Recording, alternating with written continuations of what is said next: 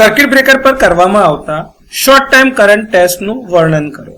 તો આ ટેસ્ટ એ ચેક કરવા અથવા તો તપાસવા માટે કરવામાં આવે છે કે બ્રેકર ચોક્કસ સમયગાળા એટલે કે લગભગ 1 કા તો 3 સેકન્ડ માટે કોઈ પણ પ્રકારના નુકસાન થયા વગર રેટેડ શોર્ટ સર્કિટ કરંટનું વહન કરી શકે છે કે કેમ। તે પ્રવાહને ઇન્ટરપ્ટ કરતો નથી પરંતુ ફક્ત તેનું વહન કરે છે। આ ટેસ્ટ કરંટ વહન કરતા ભાગોની થર્મલ સ્ટ્રેન્થ ચકાસવા માટે અને એ ખાતરી કરવા માટે કરવામાં આવે છે કે બ્રેકર ફોલ્ટ દરમિયાન ઉત્પન્ન થતા થર્મલ અને મેગ્નેટિક સ્ટ્રેસમાંથી બચી જાય અથવા તો એને સહન કરી શકે છે।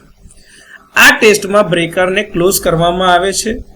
1 કે 3 સેકન્ડ માટે rated short time current pass કરવામાં આવે છે અને તાપમાનમાં થતો વધારો એના દ્વારા કોઈ વિકૃતિ ઉત્પન્ન થાય તો અથવા તો જે એના ઉપર વાઇબ્રેશન એટલે કે કંપન આવતા હોય એનું નિરીક્ષણ કરવામાં આવે છે।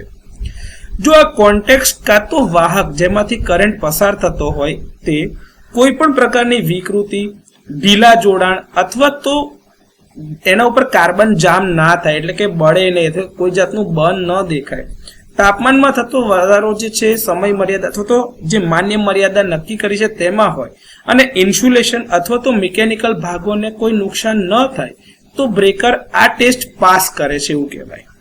હવે આ ટેસ્ટ એ ખાતરી કરે છે કે જ્યાં સુધી પ્રોટેક્શન સિસ્ટમ પર ફોલ્ટ દૂર ના થાય અથવા તો પ્રોટેક્ટિવ રિલે તમારી ફોલ્ટ ક્લિયર ના કરે ત્યાં સુધી બ્રેકર ઓપરેટ થતું નથી।